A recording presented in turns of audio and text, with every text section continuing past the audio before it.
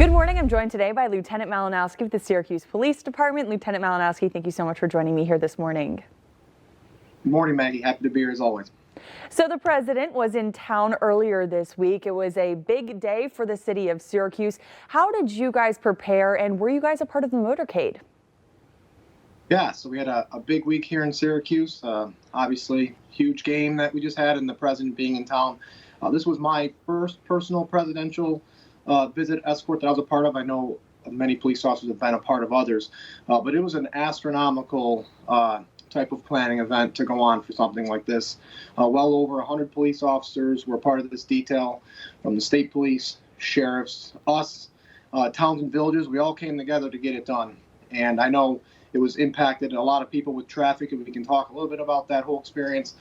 But we all came together, and it was successful, got him in out of town, and left safe. Nothing happened. That's always the goal. And you said that you were, or at least the department was one of the lead cars at the motorcade, correct?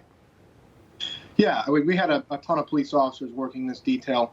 We had to actually shut off a lot of the streets to get them safely to OCC and back.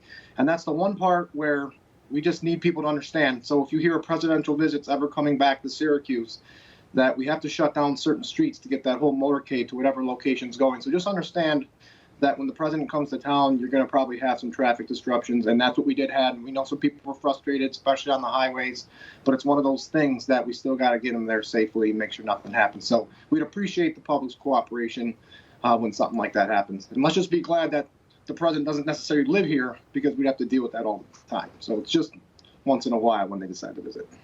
Definitely a good point. And, you know, speaking of being cautious on the roads, things might be changing a little bit with Halloween happening tomorrow. What are important precautions for people to be aware of, both when they're trick-or-treating and just with the candy itself? I know with Halloween, I feel like I'm not being festive. I should have dressed up as a firefighter or something, but maybe next year. You're dressed up as a police officer. We always harp on. When people go out, we want them to be safe, especially when it gets dark.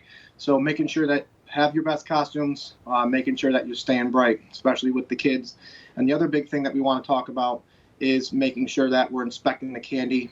We don't want to make people paranoid, but we did talk about that rainbow fentanyl, that candy that's actually a deadly drug. So making sure as parents or those older siblings, making sure that you're checking their candy, going through. Unfortunately, there's still some creepers out there that want to cause harm, so just being aware. Common sense safety as always, but we're never to have fun. Definitely important just to stay safe, and it is going to be dark early, especially if you're going trick-or-treating a little bit later on in the afternoon. Well, Lieutenant Malinowski, Thank you so much for joining me here this morning. Thank you as always.